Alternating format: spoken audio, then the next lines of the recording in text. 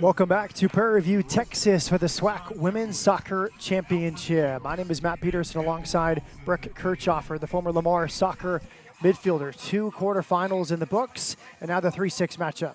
Yeah, this is one that everybody has been circling. Given Grambling won the conference tournament championship last year, how will they fare with 4 of their starters out due to injury, not just in this game, but they've been dealing with starters out throughout the entire season. So they might be built for handling those injuries, given they have faced it all year, but they're going to only have 21 up here tonight. Just about set for kickoff, and let's go down to our sideline reporter, Charles Bishop. Yeah, you mentioned that this is going to be a game a lot of people are watching, and Coach Wagner knows he's going to get Valley's best punch. He knows this is a great defensive team, so we're looking forward to a great action tonight between Grambling and Mississippi Valley. Good stuff, CB. We'll be excited for your reports throughout this one. A warm afternoon. And the breeze has subsided, Brooke, as the sun begins to set at our backs. Yes, it has. And we talked about the injuries that Grambling has dealt with only 21 players up. Mississippi Valley, on the other hand, will only have 18 up. So just 7 on their bench. That does include a goalkeeper. So we'll see how Mississippi Valley handles Grambling here tonight.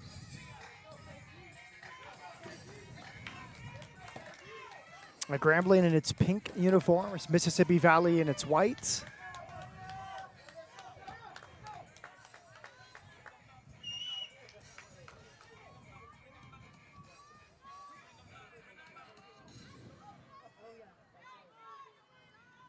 Ladies, let's get kicking.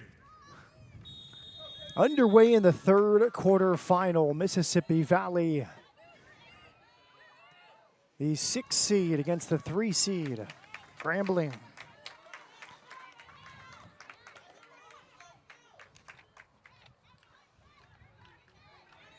And immediately a corner kick.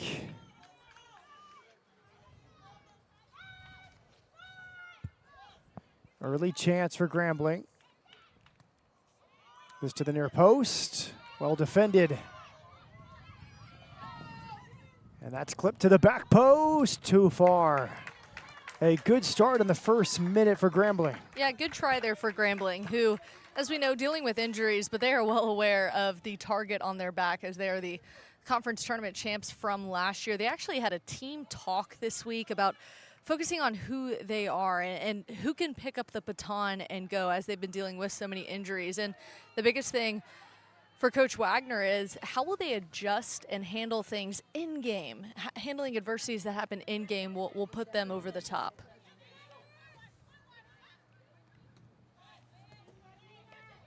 They've been here before. They know how to win in Prairie View in early November. Sydney Norfolks, freshman from Westminster, California, at Long Beach Wilson High School, wins possession. And now a free kick. Grambling heading into this one, too, with a little bit of momentum, coming off back-to-back wins. One over Arkansas Pine Bluff, the other at home against Texas Southern. Mississippi Valley, 1-3-4 in conference play, so only 1 win, but hard to beat. Only defeated 3 times by its SWAC rivals. Last game of the regular season at Alcorn State was canceled. And they drew their last 2 against Southern and Jackson State, and this is finally cleared off the line. Yeah, they are a tough task, but they have not won a game since October 11th. That was quite a while ago. Against Arkansas Pine Bluff, 3-1 on the road. They lost 2-0 on the road at Grambling on October 6th in the prior matchup.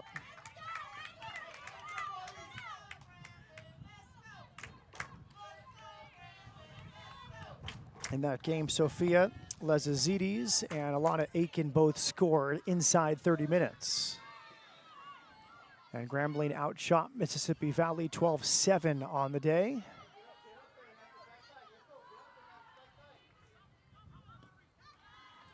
Mississippi Valley finally on the attack, and one of the things that their head coach Alexandra Roberts told us that she needs to see against a really good Grambling team that's the 2 seed in this tournament is their energy and maintaining that level of consistency throughout the game.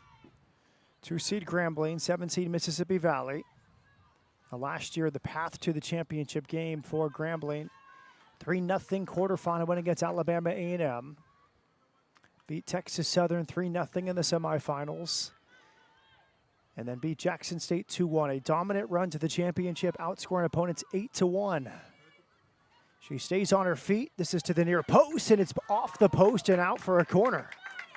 Yeah, that postseason success has not been, as of late, true for Mississippi Valley, but they do have 3 conference tournament titles. The last one back in 2012. They have 2 regular season titles, the last one being in 2015. Last year they did not make the tournament, but interesting enough, in the preseason poll, they were picked to finish last, and they're the 7th seed, so that's a positive. Yeah, a very good positive here for Mississippi Valley. This is towards the spot, headed on goal and headed away. This Grambling team just looks well drilled, prepared for this moment. A very professional first 5 minutes for Justin Wagger's group. Here's the last few seasons for Grambling. They finally won last year, their 3rd tournament title, beating Jackson State after falling in the championship game 3 straight years.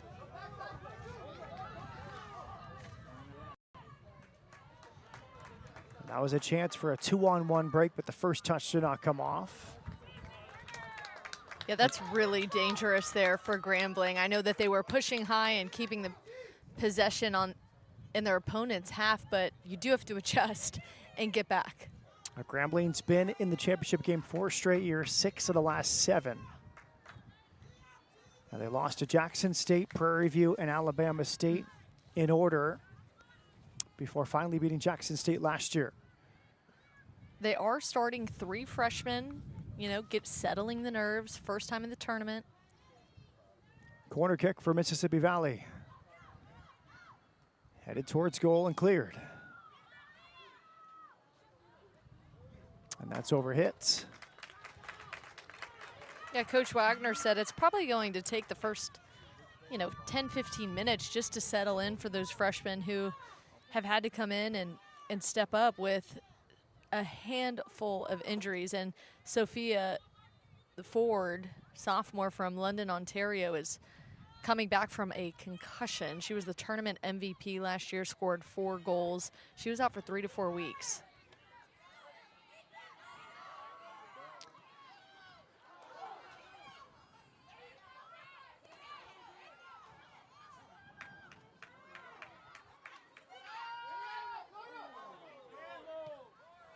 That shot from distance, off the mark from Olivia Cowell, freshman from Peoria, Arizona, and Centennial High School.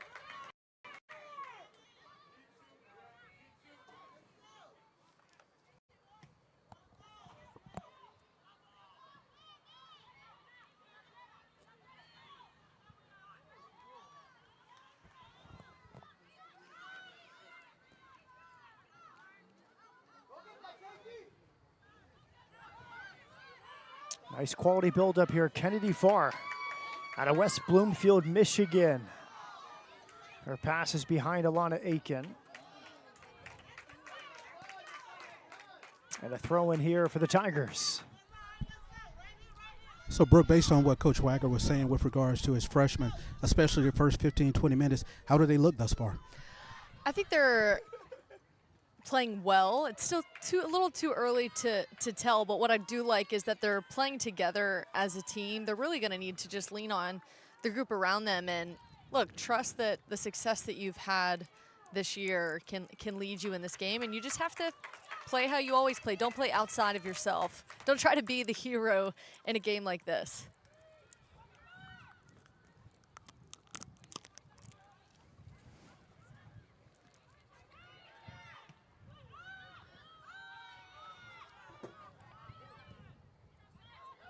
Adriana Pratt forward.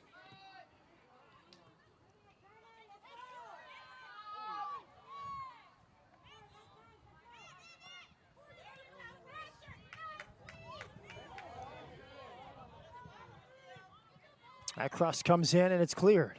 One-way traffic here in the first 8 minutes for Grambling. Another corner kick coming. We asked Justin Wagner before the game, if you had a pick of any of the games, which would you want? He said 10 a.m.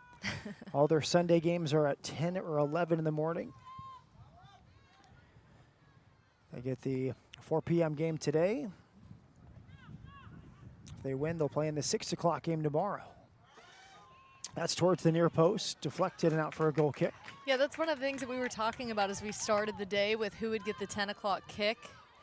It's interesting, too, that you have to think about, okay, well, if I have 30 girls that need to be fed, where can I take them to dinner, especially if you're playing at 7 o'clock? Like, some places might be closed. You have to factor so many things into it other than just rest and things like that. Here is another corner. And we'll have 3 in a row here. So Mississippi Valley is defending its box well. Tough to break down. Everyone back.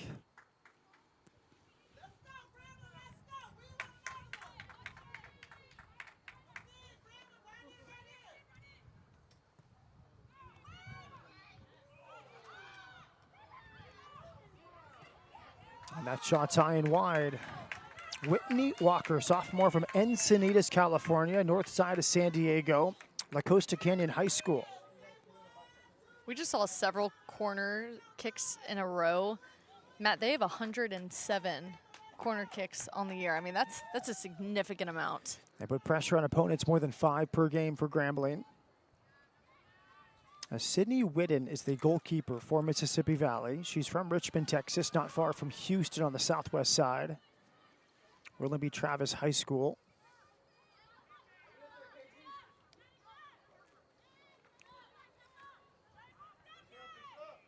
Yeah, this year as a team, 87 saves, asking her to do a lot this year as a sophomore in her 14 games played.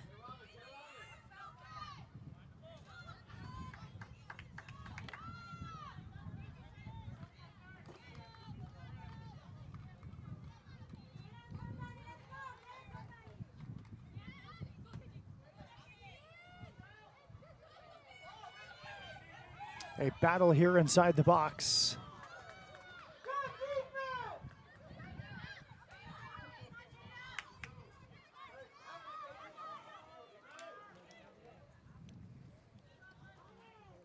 Well, the sun will play a factor in this one, not in the nightcap. The sun will set.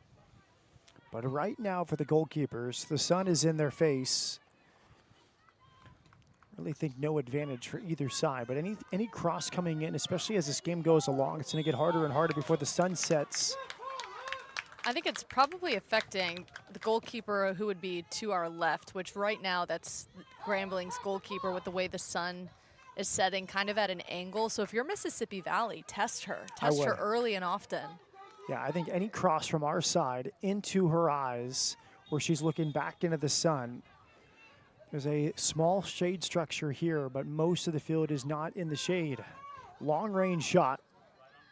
And that's a good one, a real tester that time from Valerie Greer, the senior from Joshua, Texas. Yeah, that was a great opportunity there. The transfer from Louisiana Christian University. She has 13 shots, 6 shots on goal this year. I think that was the perfect opportunity to potentially get a foot on that, or if the goalkeeper, well, people I think forget sometimes too, the goalkeeper's line of vision might be off too because of all the players moving in front of her on those set pieces. Always a good opportunity to go right at her.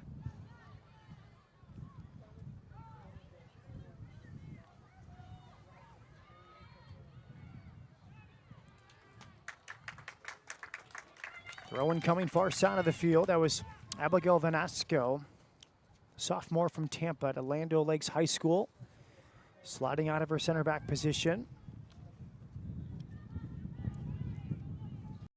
Have to give credit to Coach Roberts and the way she has built this roster. I'm seeing South Africa, Australia, Puerto Rico, Germany, and the Netherlands featured in her roster. A slip that time from Aleppo, the South African. Mamelodi Sundowns, the biggest women's team in South Africa. The men's team is also very big. Pretoria, South Africa. You have St. Kitts and Nevis is where Bridgewater's from, number 9 in the Caribbean.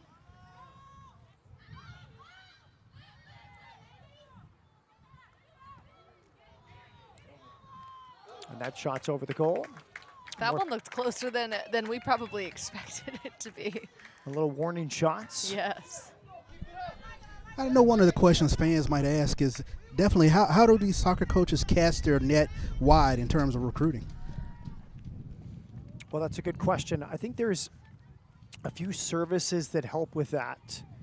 Now, it's multifaceted because there's services that help put these players on the roster, but one advantage that some of the European players have is that their countries pay for their education, so they don't necessarily need a scholarship.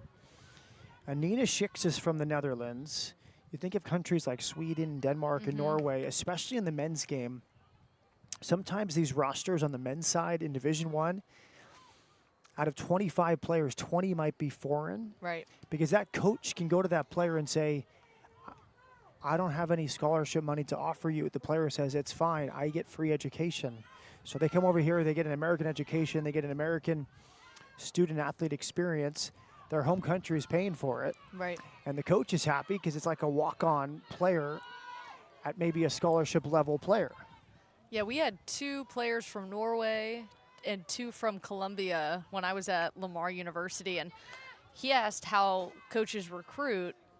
One of the things that I saw was it's the coach's background. Some of these coaches have coached overseas. We saw in our last match that one of the coaches coached internationally, and I think that also helps with the ties of who. I mean, they're all connected, Matt. They all speak and talk about the talent all over the world, and I think that helps. The other part of that, Charles, is in Europe and South America, the youth academies that develop their players for kick coming, if you have not made the first team by age 18 or 19, you're considered a non-prospect. You're not going to develop into your 20s. So many times these players are released from their clubs. Say you play for like a Manchester City or Liverpool or Newcastle. By age 18, 19, that college age, you have either made it or you haven't. And if you haven't made it, college in the United States looks like a great opportunity. So you pack your bags, you go to the United States, you play college soccer, and you get on with your life. Free kick coming. At the near post, and a foul is called. A lot of traffic inside as that delivery was hit by Whitney Walker. As far as shots go at this point in the game, it's been pretty dead even between Grambling and Mississippi Valley, both with 3 shots apiece. Grambling looks very motivated to score the game's first goal. That's beautiful. She's thinking about it. One more touch. Back to her left, and that shot is saved. Aria Whitney, the 5th-year senior out of Connolly High School in Austin. Love the composure and the footwork there. That shows that veteran leadership. She's a graduate student. 3 goals on the year. I mean, she might be itching for another one here soon. She's one of the veterans. Madison Covey-Taylor. Aria Whitney. Lezazidis, Kennedy Farr, Pratt, the names that you remember from previous tournaments for Grambling. Justin Wagger, 6th year at Grambling, has built a powerhouse. Averaging 10 wins per season in his 6 years at Grambling.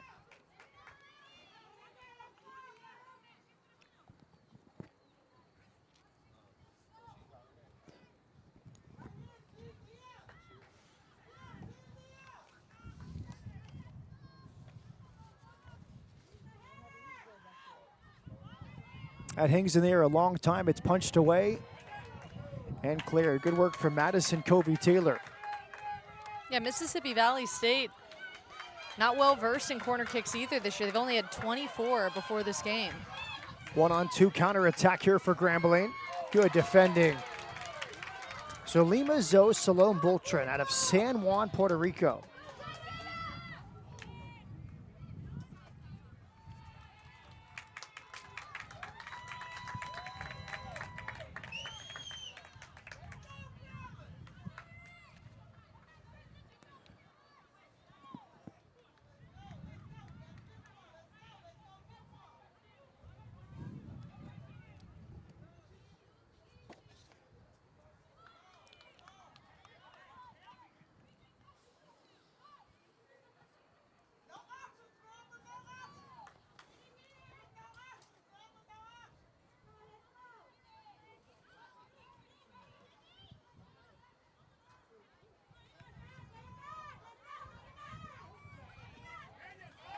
Good step out on the first touch. Crunching challenge. Really great ball movement there from Grambling. I think if they were just pushing it more outside and away from all that jumble in the middle of the field, they might break one loose.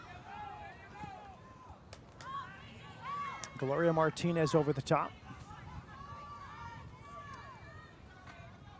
Adriana Pratt, originally at University of Missouri, Kansas City, transferred to Grambling. Kansas City native. Yeah, speaking of Pratt, so she's playing with a torn MCL. Wow. She's a captain. She will need surgery after the season. Now, keep a close eye on her during this match. Coach told us that it's obviously an MCL tear is much more painful than an ACL tear. It will require her to come out at certain points of the game. They look to her to make that call. So she will let them know, all right, I've reached that pain threshold, I need to come out. And then she'll go back in. She might come out again, but that's what to expect from her today. But, I mean, the drive to play with an MCL tear, I cannot imagine the level of pain that she's dealing with. Well said. Extremely rare to do that. Shows how much it means to her, as Gloria Martinez, number 30 from Mississippi Valley State, has just shown a yellow card. You know what Coach Wagger told us his team was? We're like patchwork. That's what it feels like putting this team together right now, because so many are playing with injuries. Direct play here. Knocked down, it falls nicely, and the shot takes a deflection. Good recovery that time. Sydney Witten was leaning right. She had to move back to her left to make the save. Oh, wow, really dangerous. You wonder if that right knee brace had anything to do with it. That was almost an uncharacteristic move as a goalkeeper. She's limping slightly after that, but a really good save from Sydney Witten. Wow. Foul called. Extended arm. So just to give you a moment of levity about some of these knee injuries, Kayla Reed would typically be starting. She's out with an MCL. Zakia Charles tore her ACL.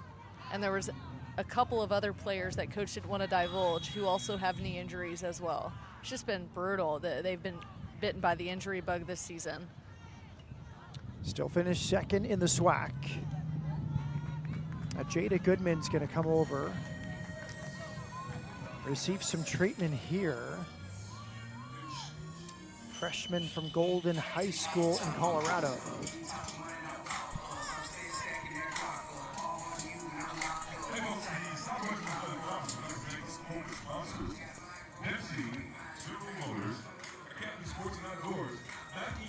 Alex Roberts has done a good job finding players. There isn't one player on the team from the home state of Mississippi. Have to go out and recruit.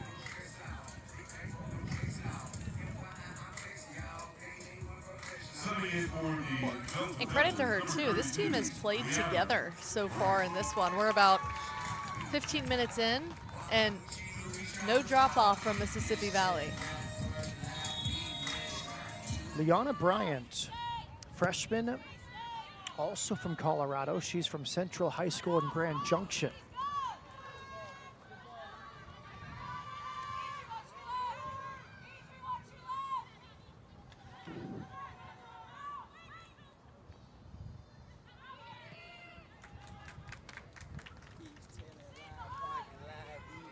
Kennedy Coles will throw it in out of Maricopa, Arizona.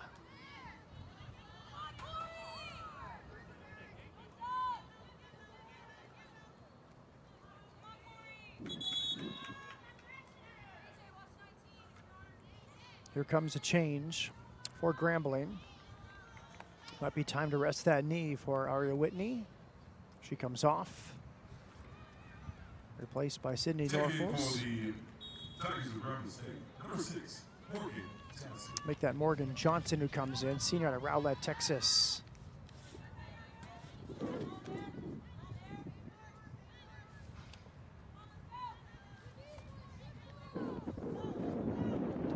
Johnson, a transfer from Rich Mountain Community College before Grambling.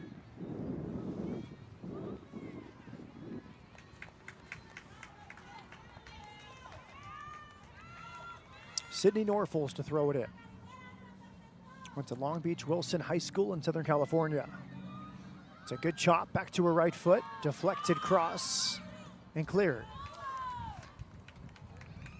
You can tell Grambling is still kind of scratching their head. How do we get ourselves out of just all this bunching? Look at everybody playing man almost. And when you are on the attack against man in soccer, it is the most infuriating thing because you just feel like you can't get loose. You can't find open space and really get on a run. And Mississippi Valley State has been all over Grambling to start, even though Grambling has had some opportunities.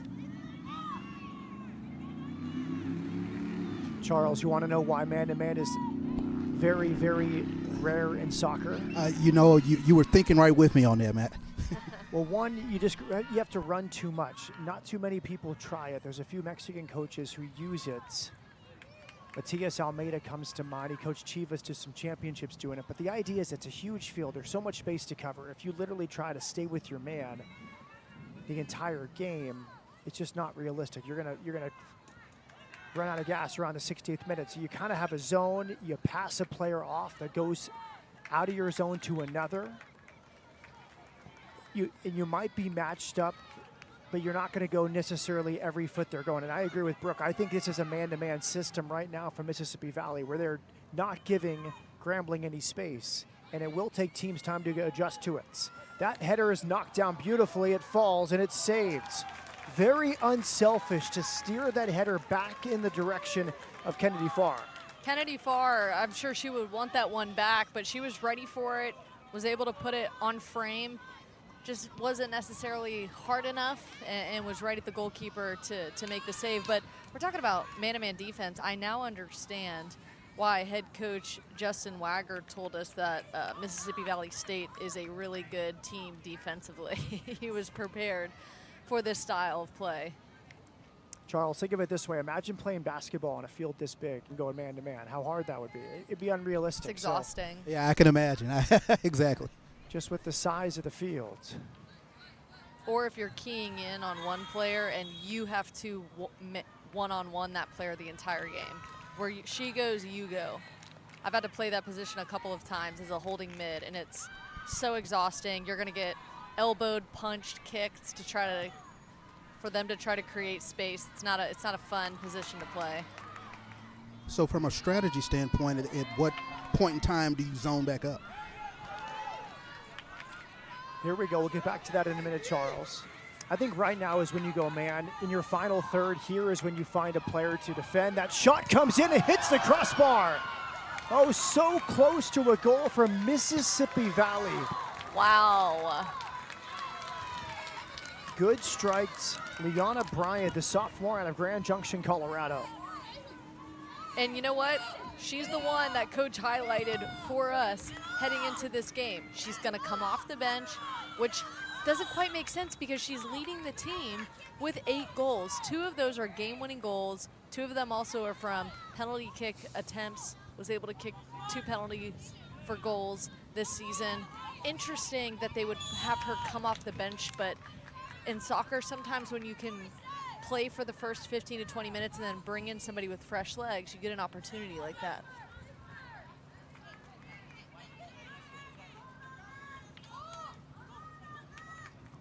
Here comes a restart. She just rattled the goal frame. Liana Bryant, a sophomore from Colorado. High volume of shots, 35. It's a wonderful delivery to the back post. And the goalkeeper stays down. Madison Covey-Taylor collided with that attacking player for Mississippi Valley. A perfect delivery from the sophomore Bryants.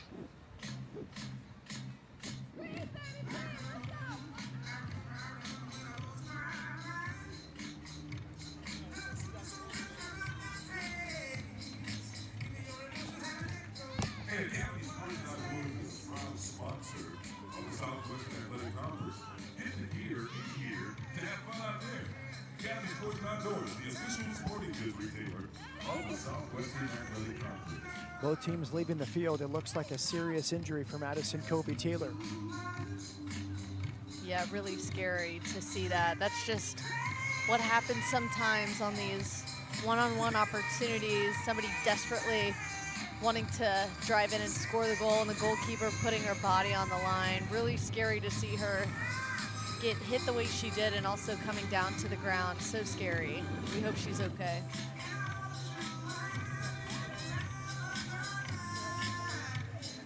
Madison Covey Taylor from the California Central Valley Tokay High School in Lodi. A second team all-conference last season. And there's been injuries to goalkeepers for this team this year too. Hasn't discriminated the injury bug. It's gotten everybody at almost every level for Grambling. And I know coach is hurting seeing his goalkeeper down on the field like that. This is her third year as the starting goalkeeper. 18 career shutouts in 64 career games. Had 10 as a freshman 2 years ago. 5 last season, 3 already this year.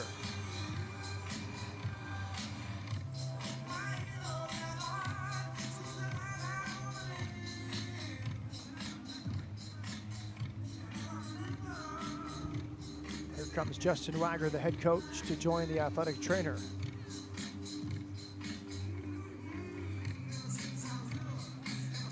She's back to her feet, which is a good sign. That's great. An applause from the crowd. She walks off.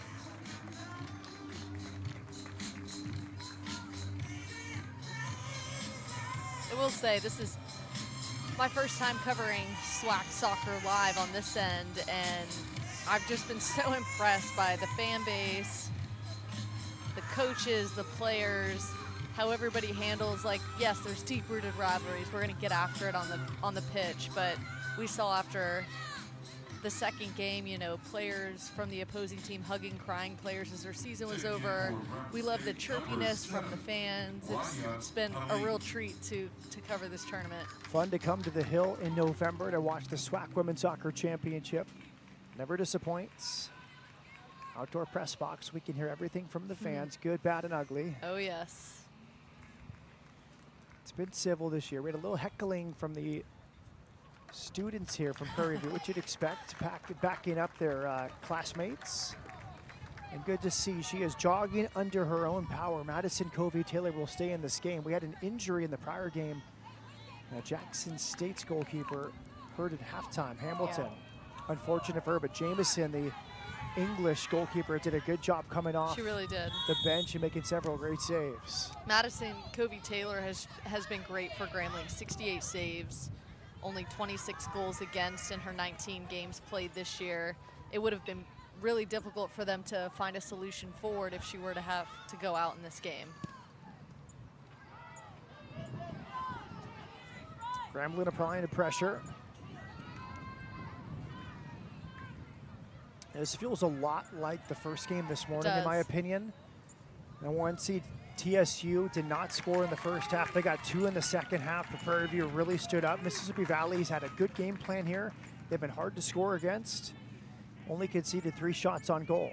Yeah, Mississippi Valley has made everything difficult for Grambling with passing, possession, scoring, corner kicks, you name it. They've made it really challenging on Grambling. Corner kick here.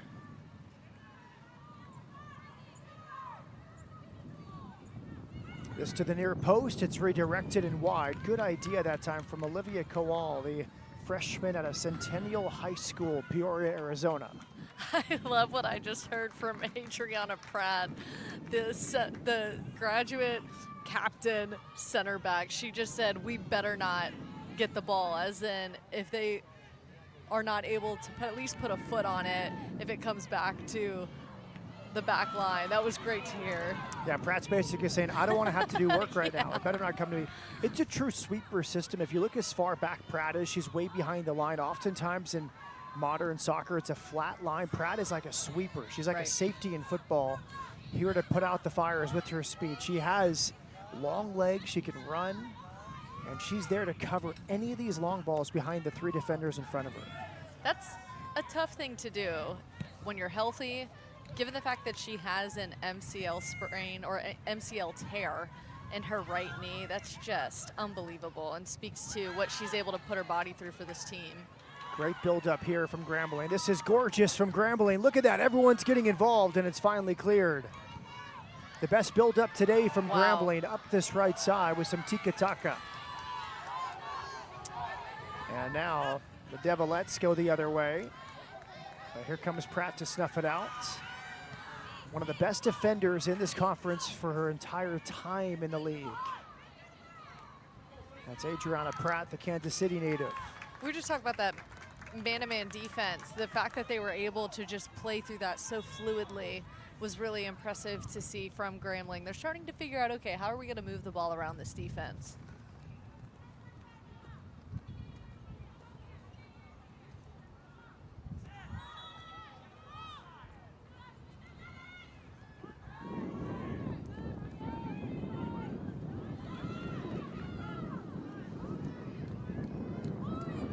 Frustration there from some of the Grambling players with one another, but it's just part of it.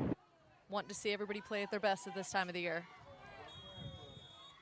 A free kick is given for Grambling, and they want to play quickly.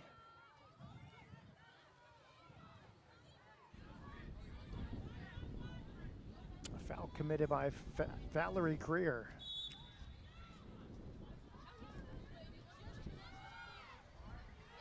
Off the knee, it's left there. The shot is in the roof of the net. A golazo here.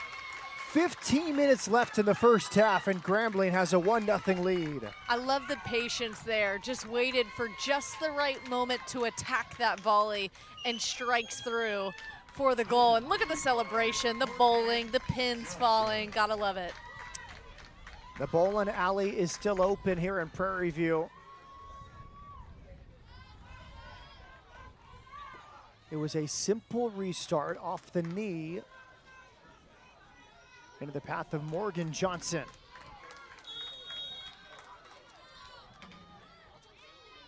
Senior from Rowlett, Texas. And her first goal of the season. As she comes off the bench, she came on 9 minutes ago and she scores for the first time in this SWAC women's soccer quarterfinal. When I looked down, I expected to see either junior or senior next to her name. She is a senior. You saw that patience and that ability to know when to strike the ball for peak success, and she was able to do that to perfection. A beautiful finish. You would never know it's her first of the season, because it was good position, I thought, from Sydney Witten at the near post. Just hard to stop that blast into the roof of the net. Is that something you see from upperclassmen in terms of just that patience when to strike? Yeah, typically, especially in games like this where your nerves and emotions are so high, and anytime you're in the box, it's like, go, go, go, go, go. Like you're just trying to find the back of the net. You saw her collect herself and take a breath, which you typically see from veterans. Cross comes in. Nice to see Madison Covey-Taylor moving well after her treatments. Yes. Now Grambling, the 2 seed, has its goal in the 31st minute, first of the season for Morgan Johnson.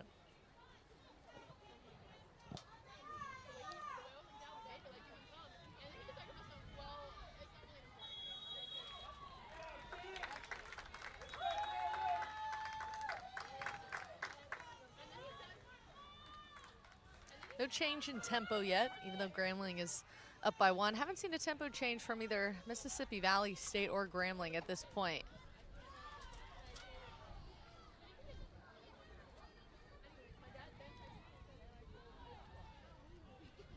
Two versus two in the corner. Good patience. Now the cross comes in. Handle there by Sydney Witten. Morgan Johnson looking for her second goal there.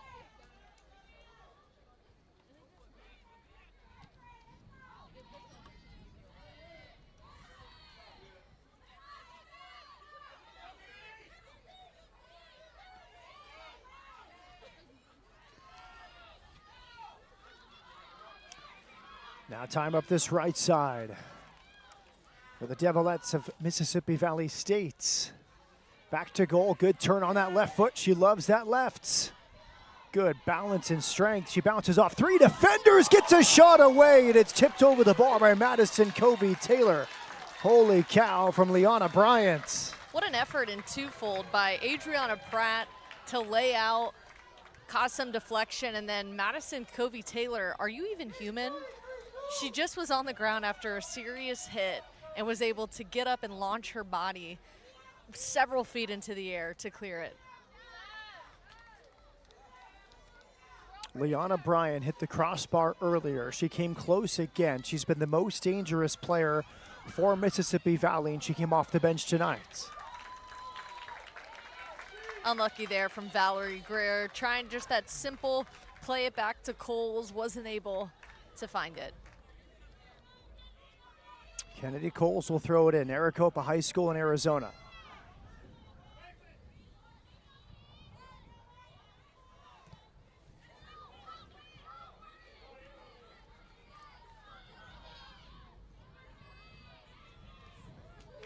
And that shot's wide of the near post. Jacqueline Camber out of Melbourne, Australia, previously at Otero Junior College. And number 25, Aubrey Salazar.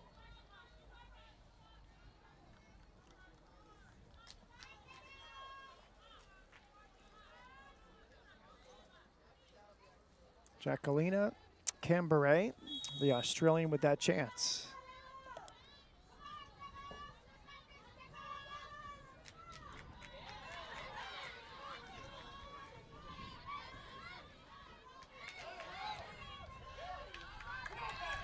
Down the line for Olivia Kowal. Goal kick. Change coming here for Grambling. Whitney Walker gets a break. She's replaced by Marlene Mervold, a freshman from Norway, town of Brekstad. She went to Universal School there. Interesting that she's getting some minutes here. She's only played in 5 games this year, but this might have a little bit to do with the injuries and who's available on their bench. They only have 21 players up for this game, which in comparison to Mississippi Valley, they only have 18 up.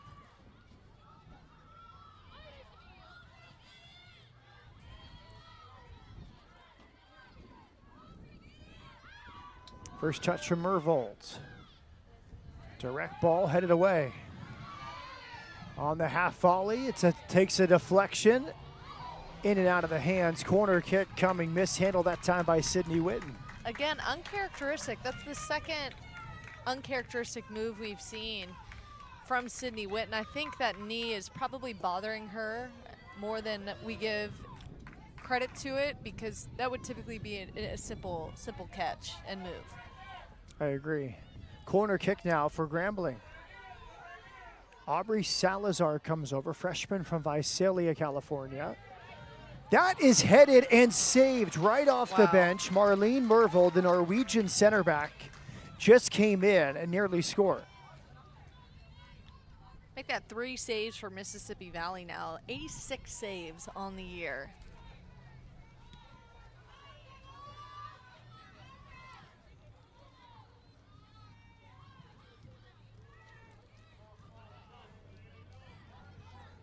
Here's Mervold.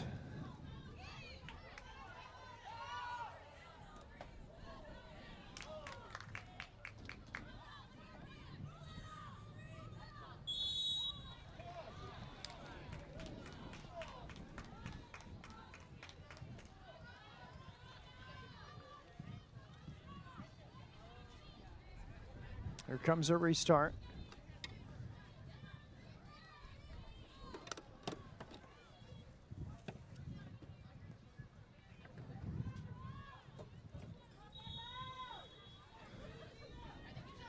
Valerie Greer delivers another sensational ball, and it's cleared. We've had 2 really good deliveries, Brooke. First from Bryant, and from that spot, that time from Valerie Greer. You have to love the composure is the word. Composure of both of these groups, and to stay poised in these big moments, especially on some of these attacks and on goal. They've all just been really patient and composed. Cross comes in, handled by Madison Covey-Taylor. Good composure yourself as that word escaped you for a minute and then Just you a found minute. it. Turn the light on, you found Yes, it. I was thinking posure, and I'm like, that's not it. We're not there yet. Game 3 out of 4, one more to go. That's okay. The Then sun. you get a the mental break. We've been in the sun a little too long, I think, Matt. Yes. No, that's okay. But truly, I mean, for these two teams to have to sit through, a lot of these teams have been out here today. They want to get a scout on the opponents. They've been sitting out here for 2 matches and are now getting to play, and it's kind of a difficult time to play, as you were talking with Grambling's head coach. Charles, how's your composure? So far, so good. The sun has gone down behind me, so far, so good. Any observations from down on the field? Well, I think both of you talked about the composure of both teams. I mean, they're getting decent shots on goal, but no frustration when you take a look at Mississippi Valley, down 1 thus far, but they're still attacking. Yeah, 5 shots on goal for both squads. Grambling with 9 shots, Mississippi Valley with 8. Double change here. Kennedy Farr goes off. Sophia Lezazides also departs. And we see the first minutes for Anaya Fry, freshman from Camarillo, California, not far from Oxnard, Ventura. She went to Adolfo Camarillo High School, about an hour north of Los Angeles.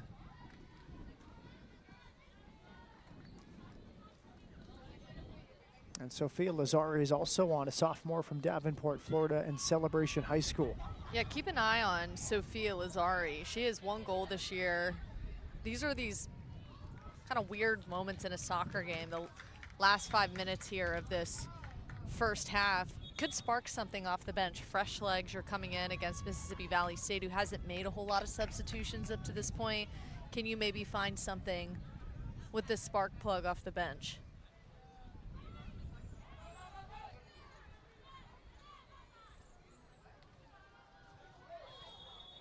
Free kick.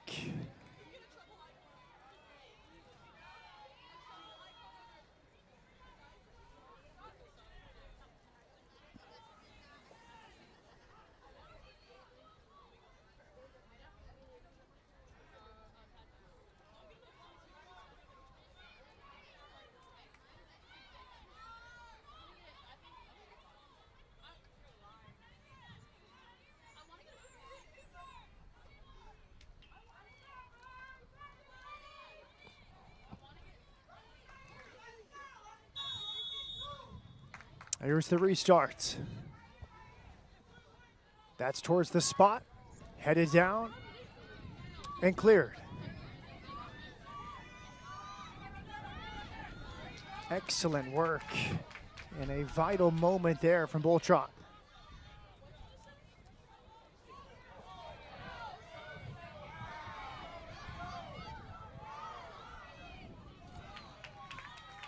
Oh, unlucky. Sophia Lazari thought she had a man running by her on her right side that would finish that in.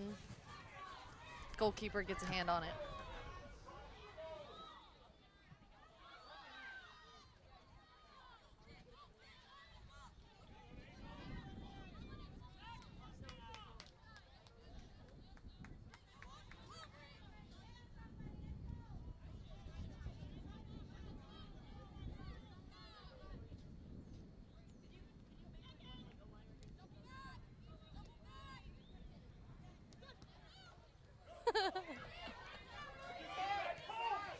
Cross towards the top of the box is cleared.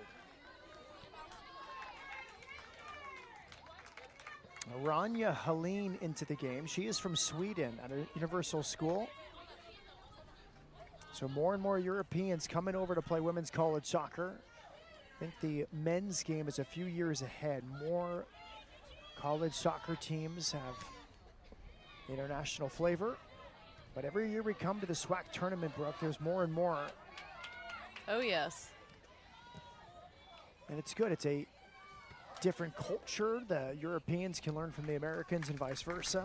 We saw it a lot in the Southland Conference. I'm trying to think of other countries that we faced. was typically European, Norway, Germany. I think we had I played somebody from London, Colombia, some players from Mexico. And it was so fun, learning their language, number one. A lot of them come here and don't speak much English. And you almost have your own language on the field with communicating soccer plays between them. Well, you also think with these schools, you think about a homecoming at Grambling, how big that is. Right. The bands and everyone coming back, and it's just a different cultural moment you would never experience if you didn't go to school Right. there. So cool. I used to cover Southern when I was working in local TV in Baton Rouge, and there's nothing like it when Jackson State comes into town and how the city changes when it's that big rivalry. And then of course when Southern and Grambling face off in the Bayou Classic. Okay, watch this restart. She had a great one earlier. It's Liana Bryant, the sophomore from Colorado. This is another good one, knocked down and cleared. The delivery has been exquisite now 3 times from this left side. I think that was a handball, but advantage will be played here. Yeah, I think that was a missed opportunity for a handball to be called, but the ref is letting him play. Another crunching challenge. That's 2 tonight from the Puerto Rican Boltron. Watch this challenge, one-on-one. Oh, wow, and stands in there, the power. She had one earlier, 50-50 challenge. She got stuck in.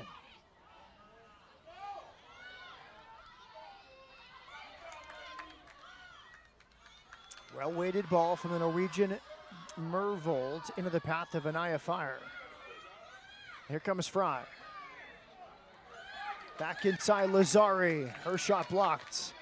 Boy, 15's putting on a show there. Boltron, the San Juan, Puerto Rico native. Yeah, I need to see what their shot blocking drill looks like in practice, because that's pretty impressive that she's done it consistently in this one.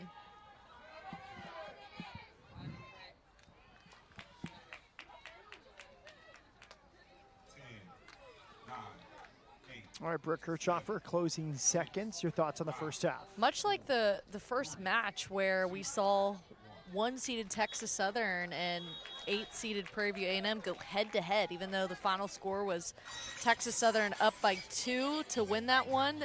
Grambling, Mississippi Valley State is hanging with a Grambling team who we know has some serious postseason street cred. 3 conference tournament titles, 9 regular season titles. This is a tough team, even though they do have injuries. Grambling's pretty tough. The only goal of that first half came in the 31st minutes. Morgan Johnson, her first of the season, second phase of a set piece off the knee of Whitney Walker before her smash into the roof of the net. Quarterfinal number 3 here on the first day of the SWAC Women's Soccer Championship. We know our first semifinal is set for tomorrow. The 4-seed Alabama A&M will meet number 1 seed Texas Southern. One more game to go tonight. 3-seed Southern against Alabama State at 7 p.m. Halftime here in quarterfinal 3. Grambling State leads Mississippi Valley State 1-0.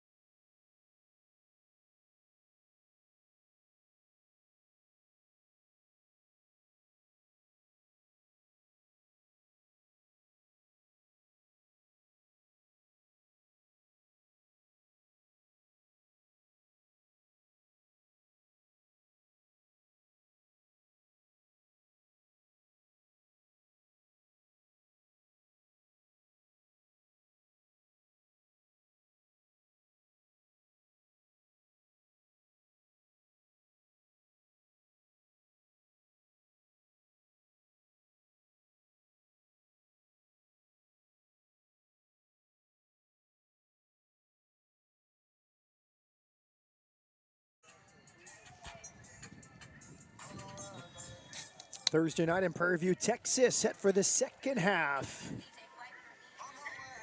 Grambling State leads Mississippi Valley State 1-0.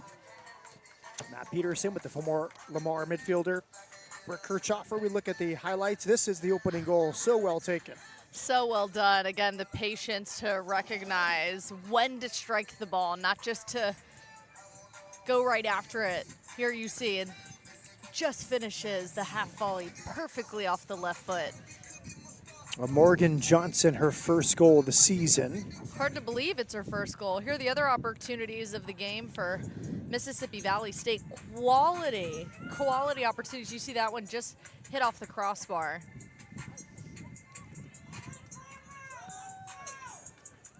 Another look at it. Almost a second chance opportunity, but good clearance from Grambling. And this was tipped over the bar beautifully there by Madison Covey-Taylor. That was another strike from Liana Bryant. Look how high she had to get up to clear it. Unbelievable. Here's the side view. Wow. Wow. And this is a player who was just on the ground for an injury.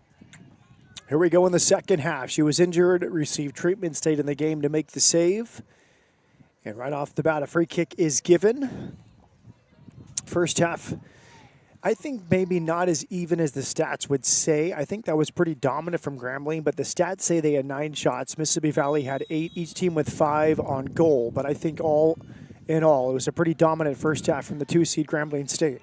Yeah, I would say possession-wise, definitely in Grambling's favor as far as minutes with the ball. But have to give credit to Mississippi Valley. When they have had opportunities, they have absolutely striked. Free kick here. Sophia Lezazidi standing over it. A sophomore from London, Ontario, Canada. It's a Mother Teresa secondary school. Whitney Walker is also nearby. But this looks like Lezazidi's shots. It'll be called back here, whistle blown. They weren't quite ready for it, but now they're a little disappointing because they just showed their hand. Very disappointing because look at the execution right in that back corner of the net. I mean,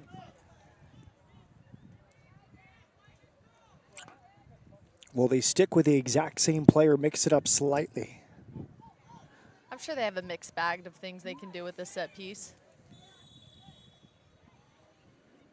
It's still Lezazidi's. This time it is saved. And you know what? Smart play there by Sydney Witten to go opposite end. You've got to pick your battles in those. It's almost like a PK, just a little bit outside the box. So good on Witten for, okay, she just went left. Let's go right.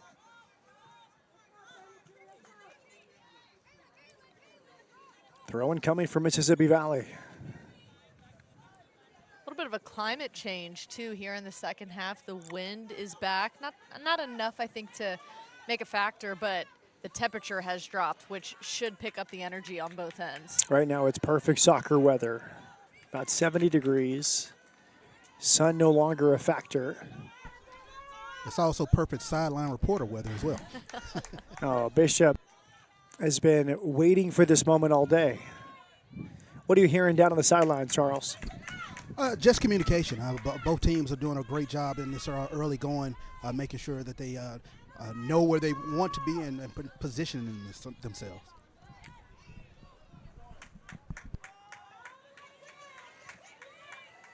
Here comes a throw-in for Grambling.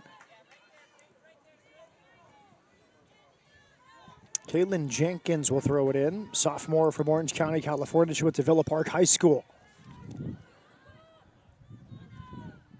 She tried to seal that out. That didn't quite work. And now it's a corner kick.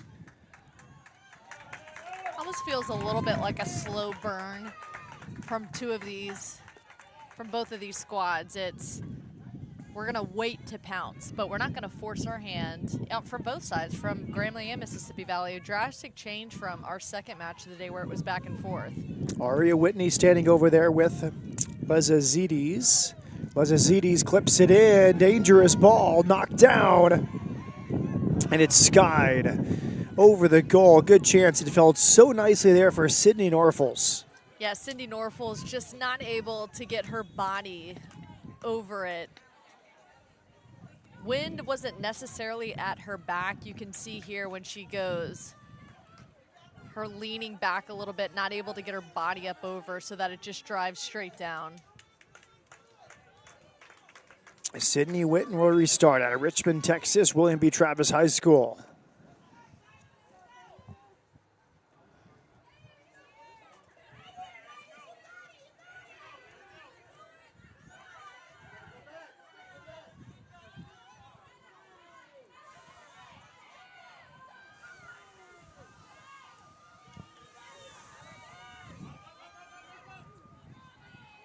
Throw-in coming.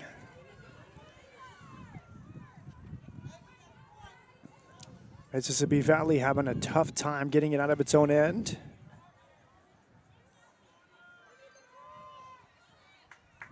And now a corner kick coming. Now last touch there by Lily Jansage out of Germany.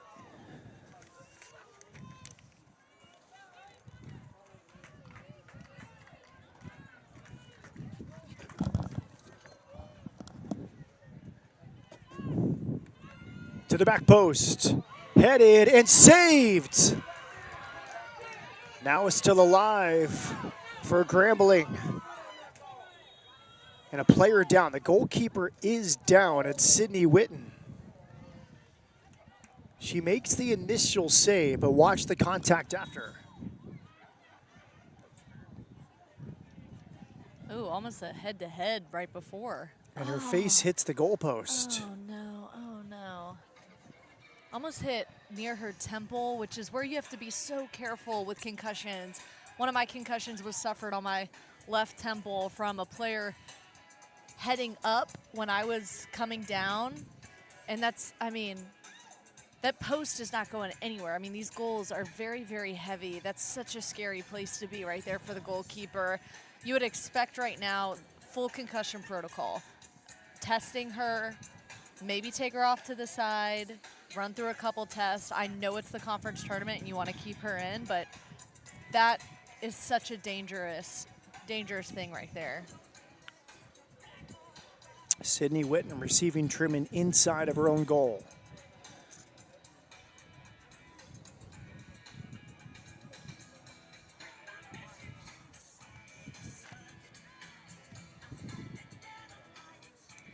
I don't think I've ever seen a player hit the post with their head that way too. I mean, you see the head-on-head collision, the head to foot, head to shoulder. Looks like she's standing up and is okay. Good, This is good. encouraging for Sydney Witten. Very good. And to the angle that we had, she might have grazed it. For us, it looks like she really knocked her face against it. It could have just been a graze and not as serious as we expect it to be. We'll get another look here.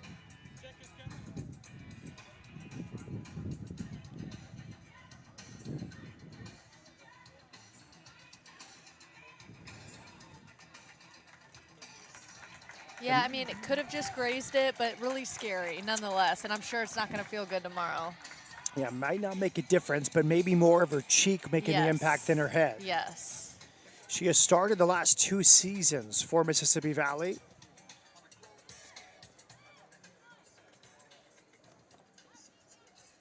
A lot of goalie injuries today.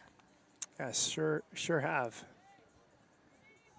It's that time of the season, carrying all the injuries with you. Yeah, you hate to see it, but at this point, it's all about your depth, how many you can have heading into the conference tournament, and then if there are injuries in the conference tournament, how deep can you go on your bench? That's a concern for both of these squads, Grambling and Mississippi Valley. For Grambling, having 4 starters out that they typically would be starting if they were healthy. As we know, Adriana Pratt is playing through an MCL tear. I can't overstate just the pain that comes with that she's able to be on the field and playing. As we see Matt mentioned, she's kind of that deep sweeper in this shape. Well, Grambling has 21 players. 3 of those are goalies, 18 available field players. Just judging the view, it looks like Mississippi Valley doesn't have as many Mississippi Valley has only used 2 substitutes tonight. Mississippi Valley has a little bit more of a veteran roster than Grambling does too. They're playing starting three freshmen, a lot of sophomores, just a handful of graduate players on this roster.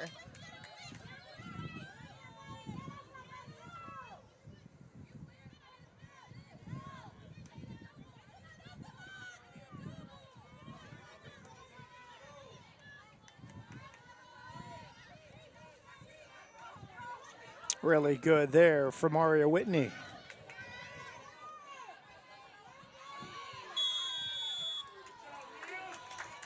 Free kick coming.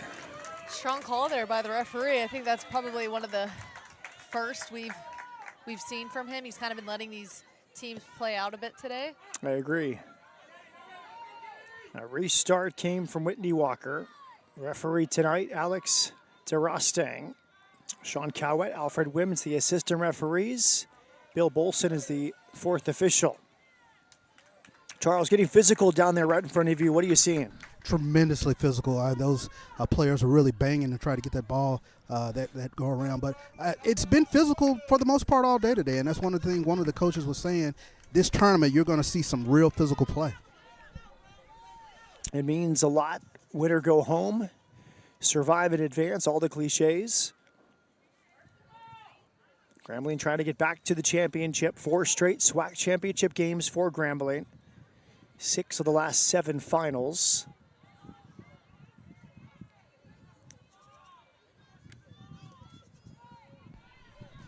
It does beg the question, though, with the physicality of the play. At what point does the depth sort of catch up to you? Left side, it's just wide. Aria Whitney. Yeah, frustration from her too after that attempt. It was a good look, but she just wasn't able to plant her right foot and get a good shot selection with that left foot. Maybe that's not her strong suit, but definitely one that she's going to want back. Here we see another look at it. Able to get a touch and then almost off the toe of the left foot. Charles, answering your question about depth, I think the key right now for these teams, you want to avoid extra time. You don't want to have to go play an extra 20 minutes and go to a penalty shootout. You want to get off the field. Ideally, you win convincingly 2 or 3-0. You can rest some of your best players, Brooke. And you take it game by game. But to win 3 games in 4 days, you need a deep team. It'd be hard to do with a thin roster with this format, 3 games in 4 days. And just think about, I mean, it's hot out here majority of the time. Right now it's cool in the afternoon, but playing through the heat, and these teams have dealt with so many injuries. I mean, they're built for this weather. Most of these teams are used to playing in this, but I think that's why we're seeing maybe a less aggressive approach from both teams in this game. They're kind of just picking their moments to exert energy, which I don't think is a bad thing at all. I think if you can knock the ball around and possess, and then when you have an opportunity strike, that's probably your best bet.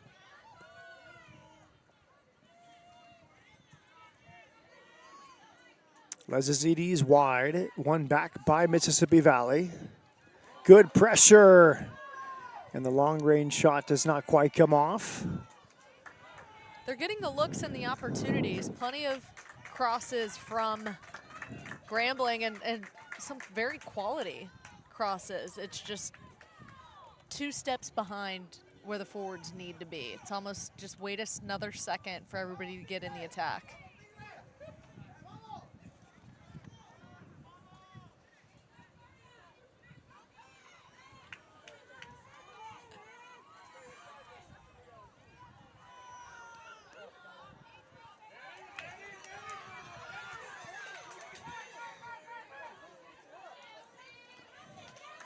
One of the best attacks of the second half there for Mississippi Valley. They have the ball back. Here's Washington pushing forward. In the end, they run out of space. Header pushed wide, run down here by Aiken. Out for a throw-in. You can see that Grambling is trying to spread out Mississippi Valley as they are still at this point in the game playing man-to-man defense. That's the only way you're going to shake off your one-on-one every time you want to possess the ball. I like that Grambling has now opened it up a little bit and made Mississippi Valley work. And they're eventually going to tire out playing this man-to-man style defense.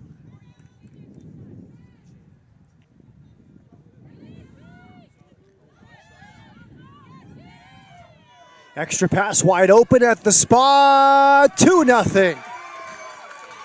Sophia Lezazidis, unmarked inside the area. She made that look easy. What a touch from Corey Banks to get it to her perfectly and set Sophia up with just an easy shot. You couldn't have asked for a better ball across. Here you see it, the fake, right off the right outside of the foot. Sophia has time to touch, and it's almost a pass to the back of the net. Composure is a word we have used. Composure is what we will use for this goal because that's exactly how Sophia handled that. Olivia Kowal to Corey Banks and then slotted home by Sophia Lezazidis. Adding to her 5-goal tally on the season, one of those a game-winning goal. Could that be the goal, her second now, game-winning goal of the season if Mississippi Valley were to come back?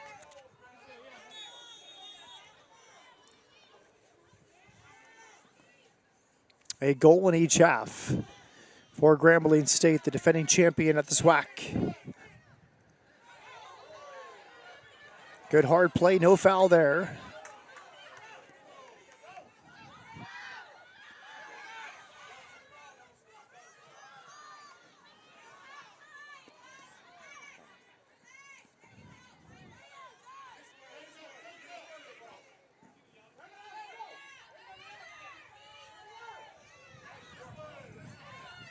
Grambling is so good at playing compact defense. They bring everybody into the middle because as a team, you want to spread each other out. They're able to bring everybody in the middle and are able to win the ball back. That's so hard to do. Last few minutes, really good, clean, hard soccer. No fouls, nothing malicious, and the referee let them play. Both teams playing very hard right in front of us.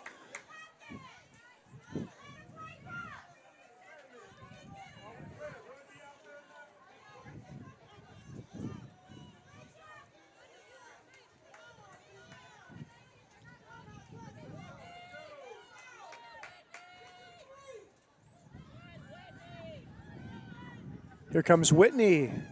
Crossing, back post. That was beautiful, but it was saved. Sydney Whitney in a good spot after an exquisite build-up from the Grambling Tigers.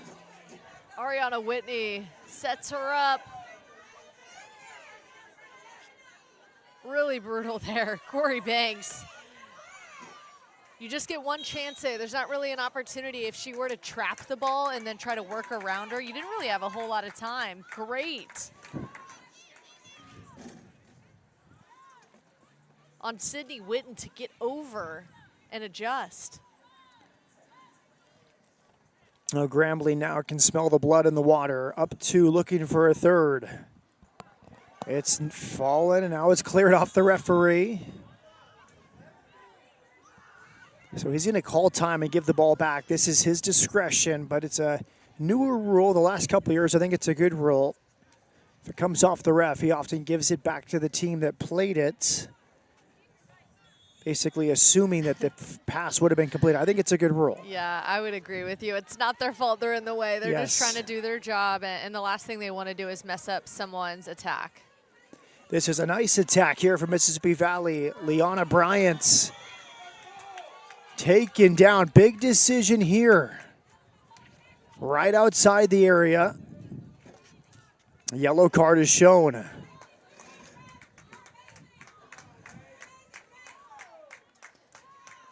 Yeah, that's one of those tough calls. It's a card, 100%. I'm not arguing that. It is 100% a yellow card. It's going to get called a yellow card every single time. But for Adriana Pratt, she is just laying out to try to prevent a scoring opportunity. And because of that knee, I'm sure the timing is off on the slide tackles. It's not as clean as it would usually be. And that's what sets up this penalty. And you may ask, why no red card there? She was the last player, but she did have Whitney Walker nearby. So I think the referee is looking at Walker saying she would help if that slide tackle is not successful. If she is not there, I think that's a red card. But the vicinity of Walker so close to her teammate makes that a yellow, in my opinion. It would just be so brutal to get a red card there. I had one in high school, and you just leave your team hanging because then you're down a player. So good to see that, you know, there wasn't malicious intent and there was another player next to her. Okay, watch this. She is good from set pieces. Liana Bryant, we saw it in the first half. Can she come through here? Over the wall, off the crossbar, second time today. She's hit the crossbar. How unlucky is Liana Bryant? Can we talk about her left foot and not just the ability with the power, but look at the bend on the ball, and it's just probably centimeters away from where she wanted to put it, hitting the crossbar, giving her team an opportunity for a deflection and just not able to finish. But boy, is she dangerous from set pieces.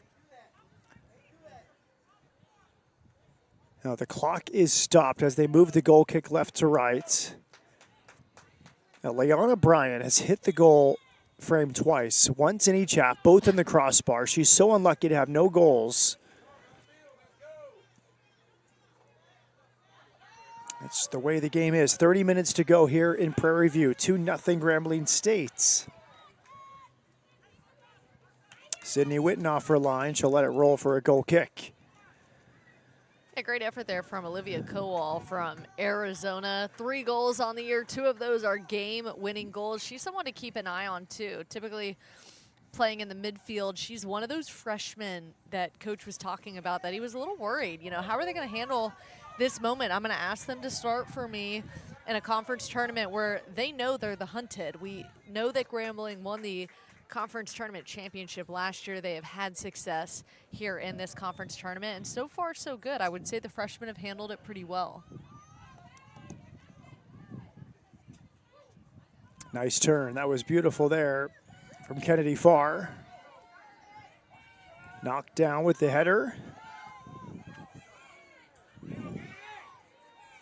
Now Mississippi Valley can break. 5 in the attack against 4. Liana Bryant waits for support. Bryant runs it down. Good work tracking back in midfield, Olivia Kowal. This game is opened up. 3-on-3 here for Grambling. Good open field tackle that time from Nina Schicks out of the Netherlands. Wow. And that bounces to Sydney Witten. Yeah, forget that slow burn that we were talking about. Things have turned up here in this 3rd game of the SWAC Soccer Tournament Championships between Grambling and Mississippi Valley State. Both neck and neck right now in their transition.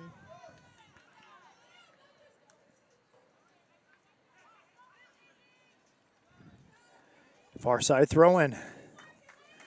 Grambling 16 shots, 9 for Mississippi Valley, 10 shots on goal for Grambling. 6 shots on goal for Mississippi Valley State. Now 1 more game to come. Southern and Alabama State, the nightcap.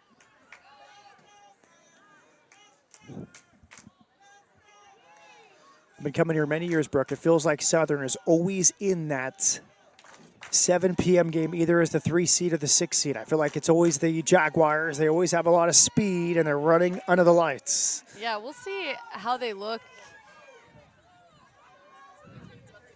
here tonight. A lot of the teams that we've covered so far today are dealing with so many injuries. It'll be interesting to hear from Southern's head coach on the state of their program. Top of the box, good first touch. Now dispossessed and cleared. Just in a little more composure, in my opinion, Mississippi Valley. They win the ball and a little frantic with the clearances instead of finding a teammate.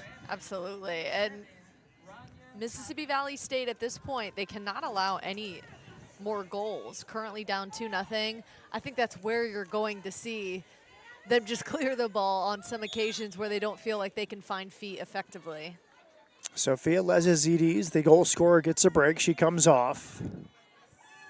Rania Helene comes on from Kalmar, Sweden. We saw her in the first half.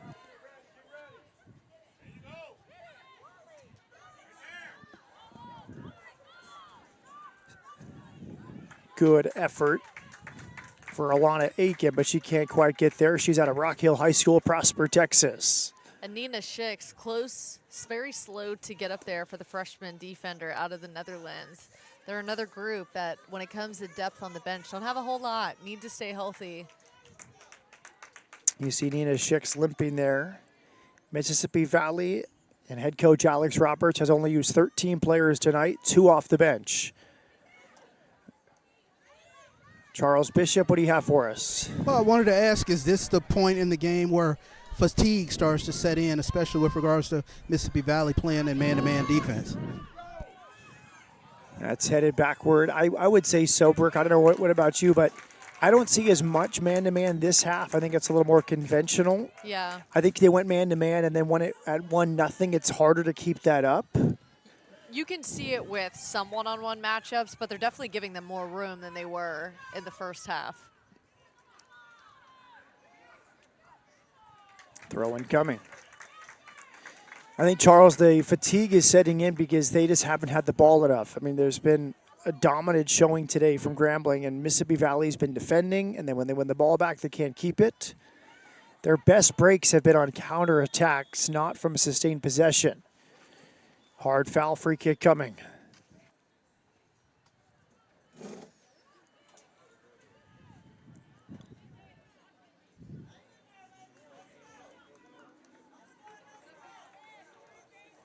Yeah, that's tough. Nina Schick still dealing with a nagging injury, trying to grit through it at this point.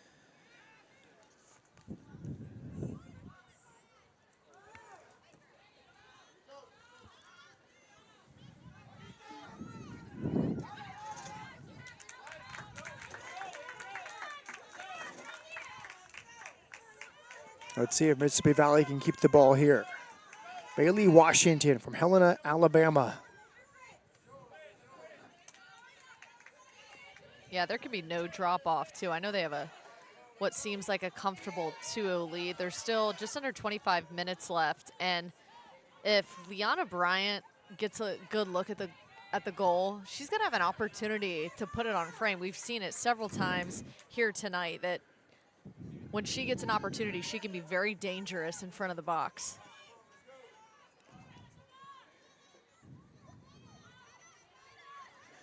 Top of the area, that shot is blocked. That was Jada Goodman with the chance, freshman from Golden High School in Colorado. Again, compact defense. They should write the book on it at Grambling soccer practices because it's just been really impressive to see. And when I say compact defense, like swarming to the ball, not just one defender going and waiting for the other. It's 3-on-1 every time. Early cross. In the hands of Madison Covey-Taylor, who's made 5 saves tonight.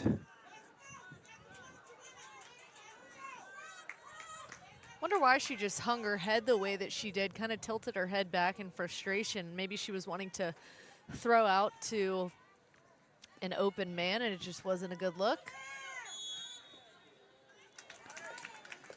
I think goalkeepers sometimes, Brooke, just look for things to get upset about, even if they're not. Their team is winning 2-0. They just find a reason to yell. You know that.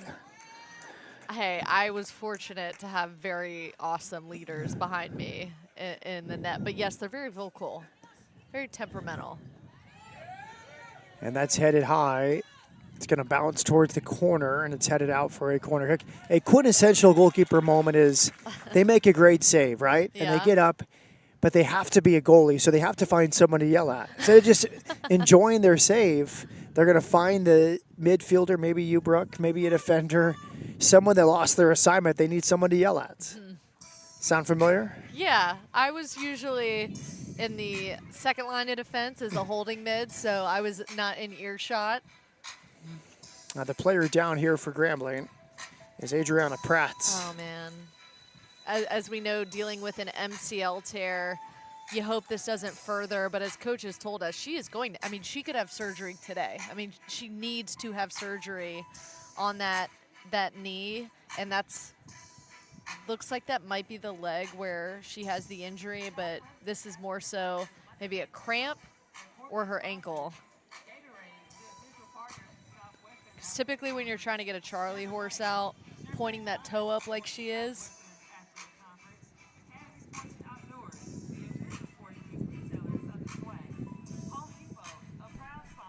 Yeah, they're working on it as if it was a Charlie horse.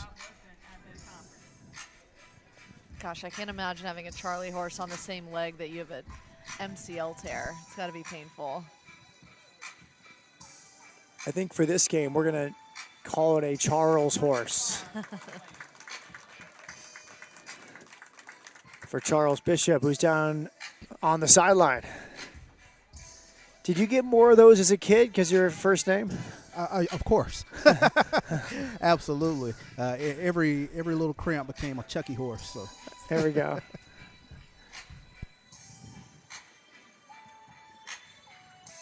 And Sydney Norfolk's checking on Adriana Pratt. A lot of stoppage time in the second half.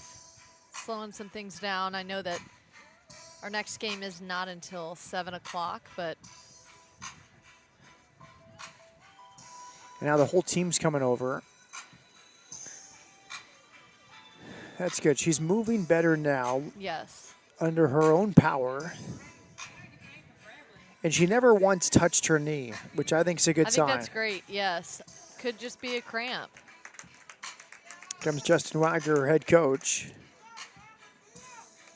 Man, tough night for him. You know, you never want to deal with serious injuries or see your players have serious injuries. He's had to come on the field twice now. Checked on his goalkeeper, Madison Covey-Taylor, in the first half. Yeah, really scary. Well, the good news is they're up 2-0. She could sit out the rest of the Yes. game and just rest for tomorrow Yes. if it is not a serious injury. You don't really need her this moment as much as you might in a scoreless game. You've got Corner kick here for Mississippi Valley. This is to the back post. First time hit is blocked. Really good delivery that time from Aleppo.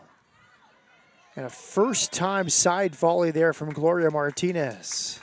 what a great first time touch there to give Mississippi Valley an opportunity.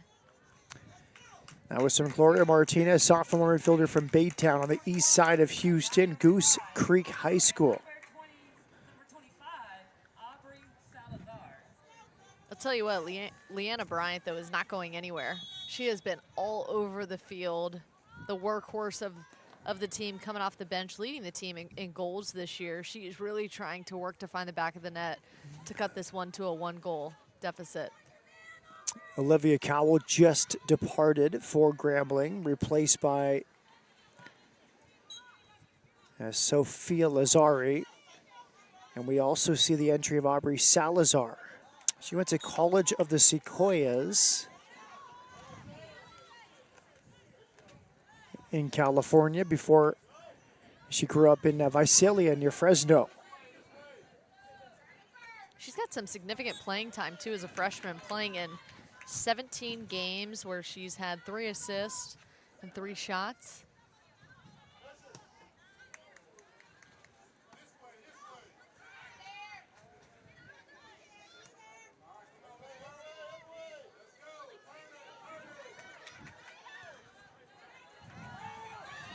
Off the knee and cleared.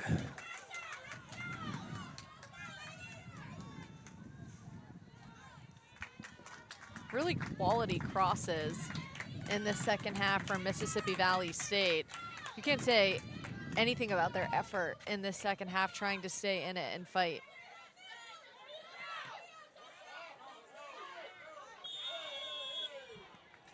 A free kick.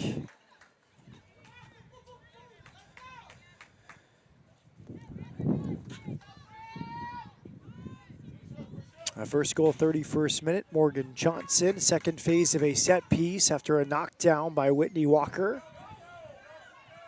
Second goal, Sophia Lazazidis in the 56th minute.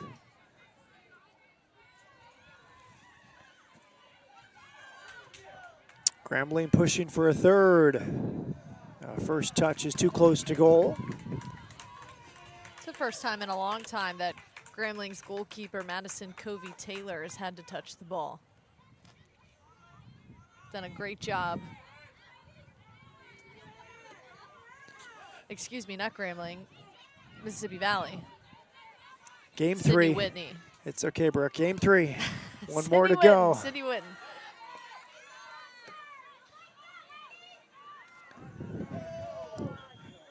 Free kick.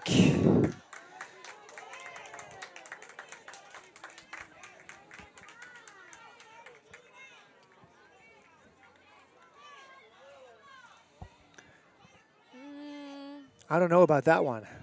What do you think? I think she sold it really well, is what I think. I think she sold the fall. See, I think that's not a foul. I think Oh, no, I don't think it's a foul either. I'm saying it's a flop. Yeah. She sold very well. Zalima Boltron did a good job. She came over. She got her body in front of the attacking player. She slowed down. I don't think that's a foul.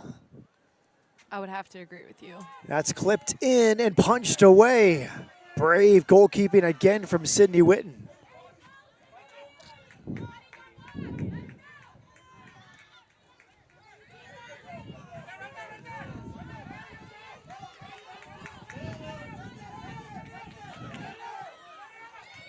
Direct ball here. Good turn. Hard challenge. It was clean. Second chance here. Nice diagonal ball. Good first touch. And the shot doesn't have a lot of purchase on it from Lily Gansage. I don't know, Matt. I think I disagree with you there that might have been. That was a hard one to call. Both of them battling. It just looked like it might have been more than just shoulder-to-shoulder contact. So you think there was a foul in the first part of that play? On the first part. Well, But it's so hard to call live like that when it's two players going shoulder to shoulder. To me, it looks like there was just a little bit extra. Well, I think Liana Bryant stays on her feet on that previous play. Here is a yellow card. A yellow card shown to Malefo, the South African. But I think it's easier for the ref to let the play go if the player stays on her feet. If she goes down, then he kind of has to make the call. She stays on her feet. He's thinking either advantage or no foul. And you always give players credit. Hey, good job staying on your feet. Some coaches will say, go down. We need the free kick. Go down. You're in the box. Go down. But some players are so honest, and they've been coached a different way by a different coach. They don't want to go down. Right. Because they want to be an honest player. Well, that's how she's been playing this entire game, too. Bryant is not a player who's going to go on her feet when she knows they're down by 2 goals. She has been the most dangerous player. Been so impressed tonight by Liana Bryant, 32 for Mississippi Valley State and a Grand Junction, Colorado and Central High School.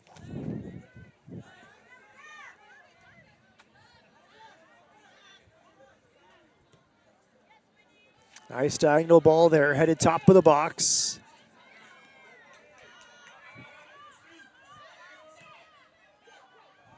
Shots wide. It was a good look. Maybe just take a little bit of heat off of it. Looked like she was maybe trying to float it in behind and let her forwards run onto the end of it. But the outside touches outside of the foot, just like the little flick passes, are so impressive to see from Grambling. Here's a break. Alana Aiken comes off. Sophia Lazazidis returns.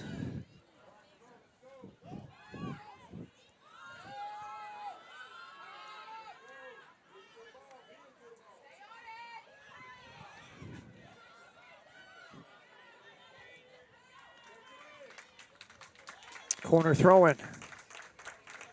Good defense by Mississippi Valley. They're not letting Grambling just run all over the place, even though they have the 2-0 lead. Lost a little bit of steam in this last 5-minute run, but defending well, just not able to get in on the attack.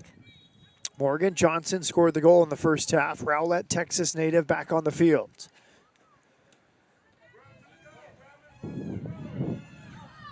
Good knockdown. There's a third. Spectacularly taken. She just re-entered just seconds ago, and Lazazidis makes it 3 for Grambling.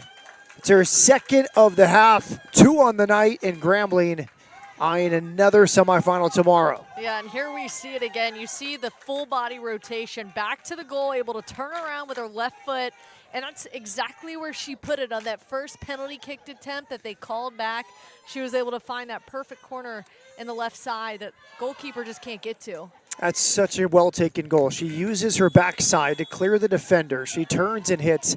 There is so much quality and technique in that goal there from Sofia Lezazidis. Yeah, you never want to turn your back to the goal, but if you do it in that masterclass way where you're able to flip your hips and completely get around. Yeah, she cleared the defender in a way that was not a foul. That was beautifully done. Watch this again and how she moves her hips to turn.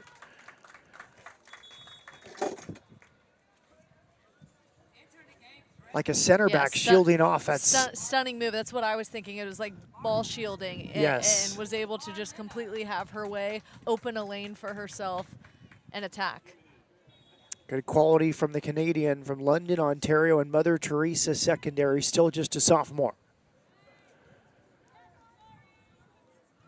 I think at this point for Grambling, it is the conference tournament. You take every minute seriously, but with Grambling having so many injuries, maybe some of the girls that are dealing with lingering injuries with just under 15 minutes to go, maybe you pull them.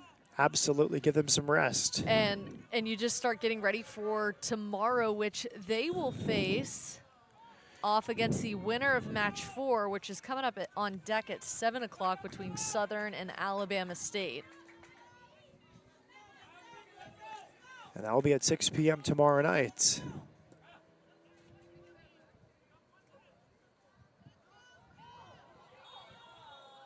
Free kick.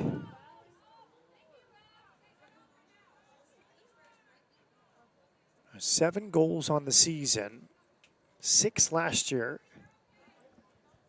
A prolific start to her career.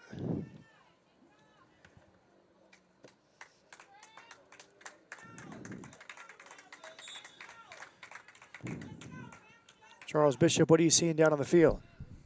I'm just marveling at this Grambling soccer program in terms of this pedigree program, how they've taken control of this game. And Sofia Lezazidis, another SWAC tournament where she is really showing out. She did this in the 2023 SWAC tournament.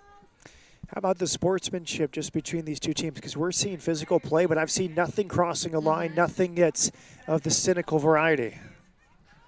Not at all. I mean, tough physical play, but like you said, great sportsmanship, healthy respect for both sides.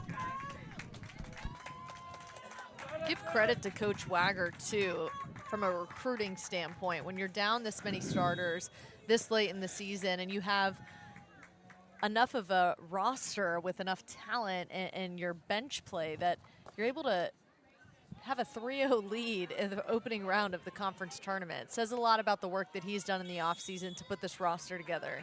Charles Bishop mentioned Sofia Lezazidis was a star last year. She was the MVP of the tournament as Grambling beat Jackson State 2-1 in the final, and they outscored opponents 8-1 in last year's SWAC Women's Soccer Championship.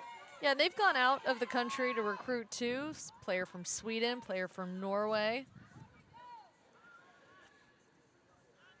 The Canadian pipeline has been real for many years. That has been the #1 exporter of players to the SWAC. It was very Canada heavy. I would say maybe 70% of the foreign players were from Canada. It's getting a lot more diverse with more Europeans coming over, more South Americans.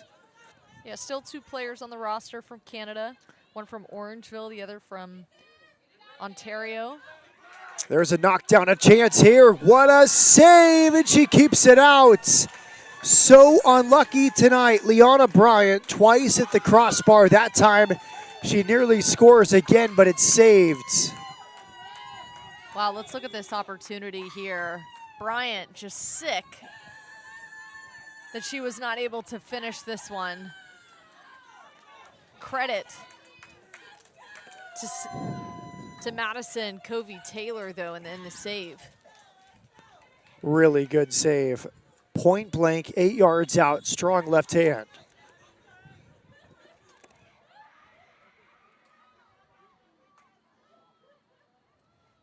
Trying to kill time off the clock now. Grambling going to take their time, probably going to look like a heavy possession last 11 minutes here. Or just go right back at it and drive down the field.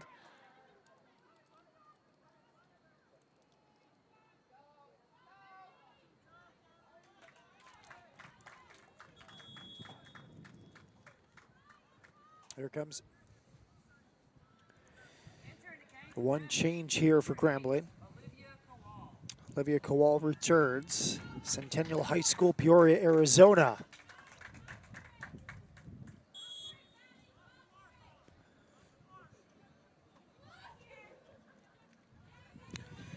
And I would say, I don't know if you agree, but this is the most dominant showing we've seen of all 3 games today. Absolutely. Grambling has established dominance throughout this game. Not saying that Mississippi Valley State hasn't had their chances, but Grambling has had a pretty comfortable lead throughout this game. And they had to do it the hard way. As we mentioned, Mississippi Valley State is a tough team to play as far as defensively and how they face you. They're going to kind of frustrate you with how they play stylistically on defense. And credit to Grambling, no red cards, nothing malicious. They've stayed cool-headed and have found a way to work around that defensive style.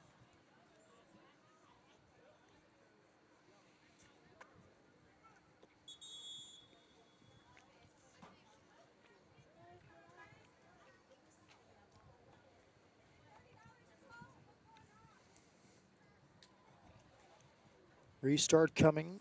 Marlene Mervold out of Brekstad, Norway.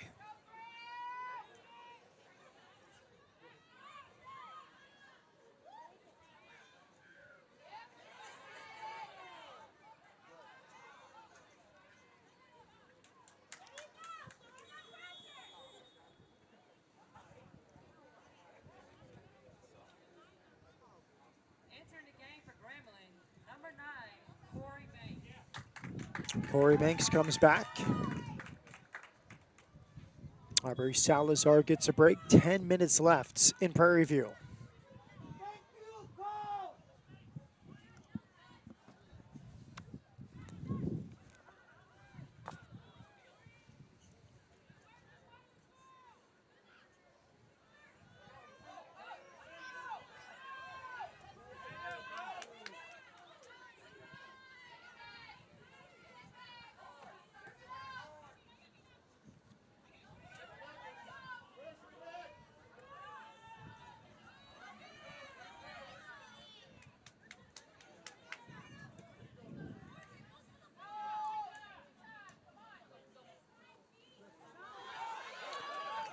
Another chance now. The initial run came from Gloria Martinez. Now a free kick is won here by Liana Bryant. Interesting how they both called each other off. I would have thought it would have made more sense to go outside away, evading the defenders, but nope, went right after it. Bryant said, I'll take it, and cut right inside and paid off because she was able to get the free kick out of it.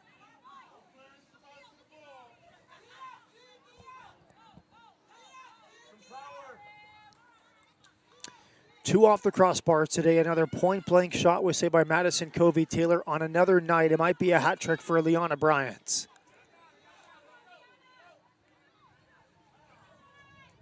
There's another good set piece, not far off the mark. Yeah, that was tough positioning for a player who has such a strong bend with her left foot shot. I think if she would have maybe took a couple more steps to the right and approached it just a little bit differently, it's a hook shot that any goalkeeper would have a hard time defending. I agree. And as fair as this 3-0 scoreline is, Grambling has been dominant. On another day, maybe Liana Bryant, one of the two crossbar shots goes in. Maybe the point-blank save is not there. Could be a very different game. Mississippi Valley's had some really good chances tonight, particularly for their sophomore from Colorado, Liana Bryant. Yeah, I'm sure Coach Wager is happy that he does not have to see them again. She is one to watch in the SWAC, Liana Bryant.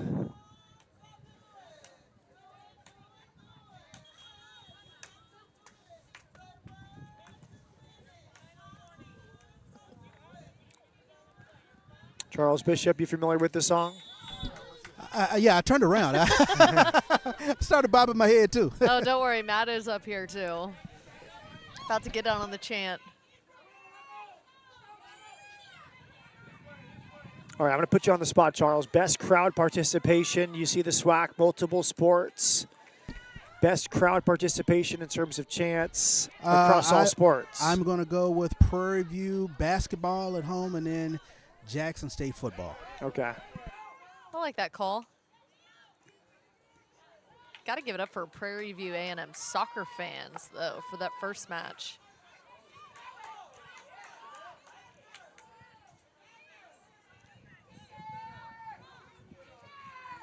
Lizitas stays on her feet, riding out 2 challenges, tries to pass through. And now she's limping behind the play. Not what Grambling wants to see. Now she's okay.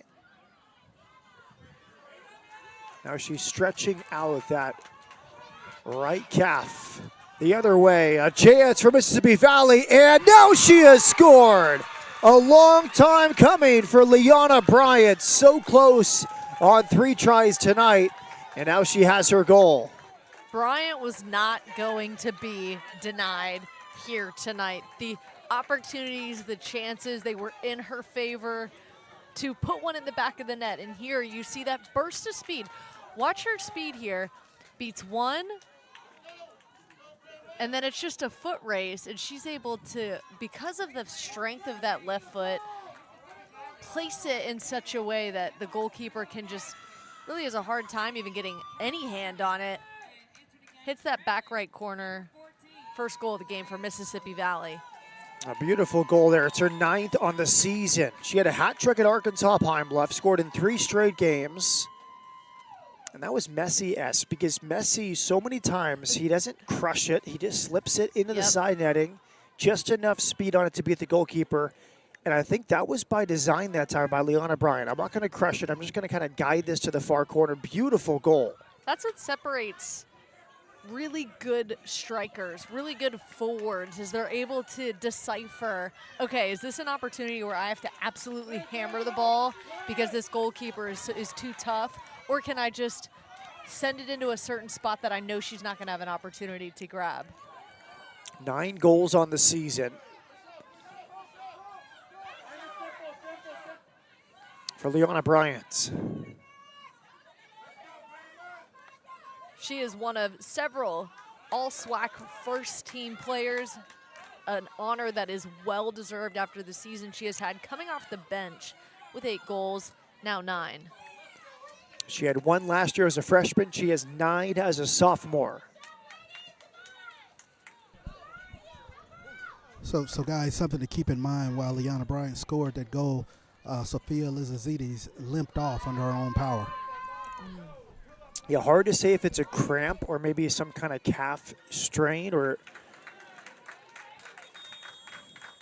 discomfort, but we saw it, saw her stretch it out, and then she limped off, as Charles talked about. Enter the game for Grambling, number 13, Whitney Walker. Number 30. Whitney Walker comes on. Marlene Mervold departs.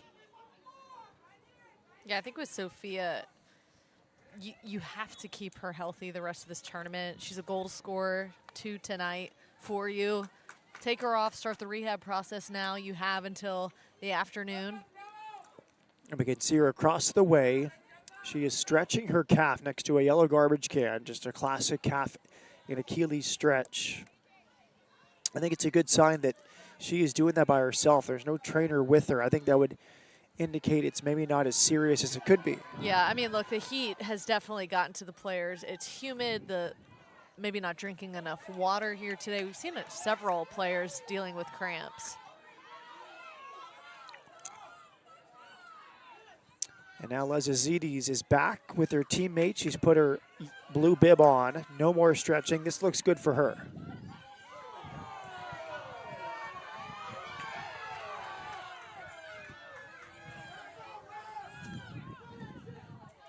Good work by Bryant to keep it in play. Deflected shot.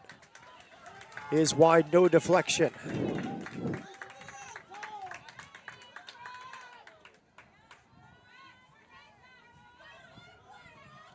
Yeah, here we see, you were talking about the advantage.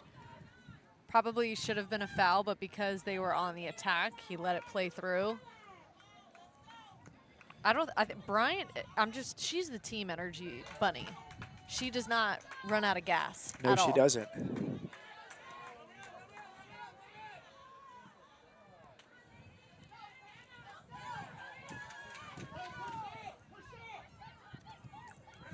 A deep throw in now, 3.5 minutes left.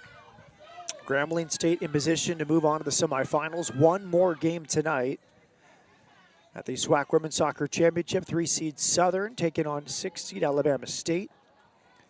Alabama State had a long run. I think it was 14 straight tournaments for Alabama State before they missed out last year. But they're back as the 6th seed.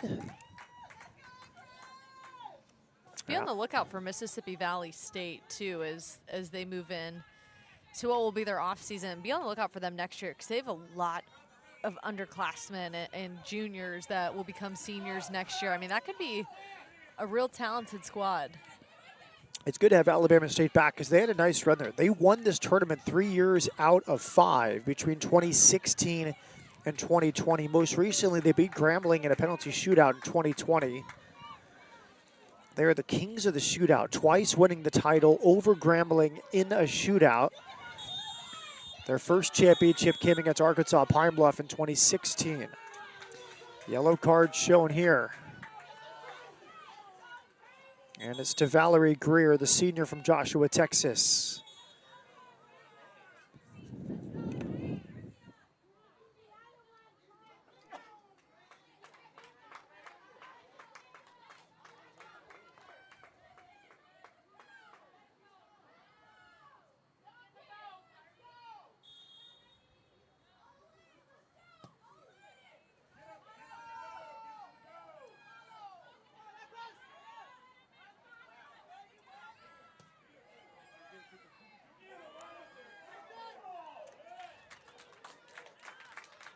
Great ball in.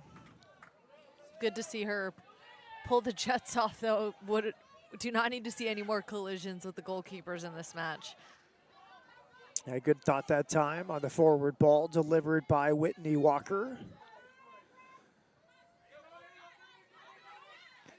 You talked about endless energy. We see it more here from Liana Bryant.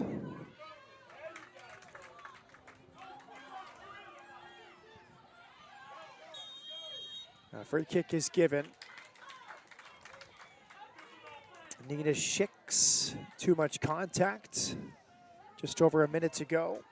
A little sloppy here in the final minutes as far as fouls being called. It certainly has not been like that this entire match.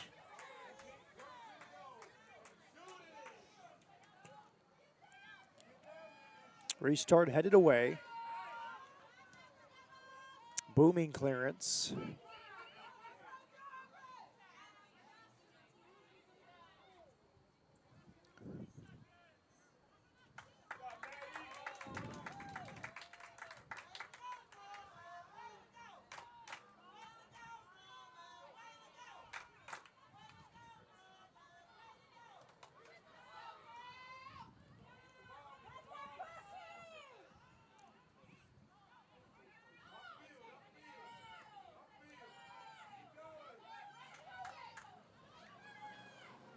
If we think about who Grambling might face in tomorrow's semifinal, they beat Alabama State 1-0. And they lost to Southern. Full time, a comprehensive victory for the Grambling Tigers, the defending champions of the SWAC. 1 goal in the first half, 2 in the second half. Morgan Johnson scored in the 31st minute, and then 2 second-half goals from last year's SWAC Women's Soccer Championship MVP. 2 more goals for the London, Ontario native, Sophia Lezazides. And then a goal scored back by the sophomore sensation, 9 on the season for Liana Bryant. Brooke Kirchhoff, your thoughts on this one? Interesting day today. This is now our 3rd straight match where the higher seed has beaten the lower seed. Grambling, I think, still has a lot to show us in this tournament. I don't think they had to play at 100% this entire game. There were moments where the energy was a little bit low, or they were possessing, not attacking as strongly, but when they were in the attack, I mean, they have some players that you have to be on the lookout for. Very, very talented squad. But just one note on Mississippi Valley State. Liana Bryant might be a transfer to a bigger school this offseason, because if I'm watching her play right now and I'm at a Power 4 school and I need a striker, I need somebody that I can put in there and be that spark plug, I'm looking at Bryant and saying I want her on my team. Yeah, we've seen 3 games, and she might be the best attacking player we've seen in 3 games. And that's taking nothing away from the other players. Right. She just had a standout vibe about her. Absolutely. She was not, there was co-offensive player of the year. One was Isabella Dillo at Texas Southern. The other is, we are about to see here on the pitch, Gifty Tour with Southern. But she certainly, Bryant, deserves some recognition for her play tonight. Just a moment away from hearing Charles Bishop about to talk with the 2-goal scorer. Good news for her. She's obviously not in too much pain, walking over here with a big smile on her face, and the head coach, Justin Wagger. So the Canadian star, big smile for last year's SWAC Women's Soccer Championship MVP. A lucky number 13 for her. Let's go down to Charles Bishop, who is prepared to talk to both. Yeah, I'm down here with Coach. You talked about you guys came in with some injuries, but I tell you what, you guys gritted out another dominant win. Thank you. The girls worked hard. We played better second half. First half was a little shaky. We started out great, and then we had a lull, got a goal, and then sat back, and then we picked it up the start of the second half, so I'm pleased with that. In terms of what you guys have to do tomorrow, in terms of just fighting through, I saw some players cramping a bit, but what is it you have to do to prepare yourself for tomorrow? Either Southern or Alabama State, they're both good teams.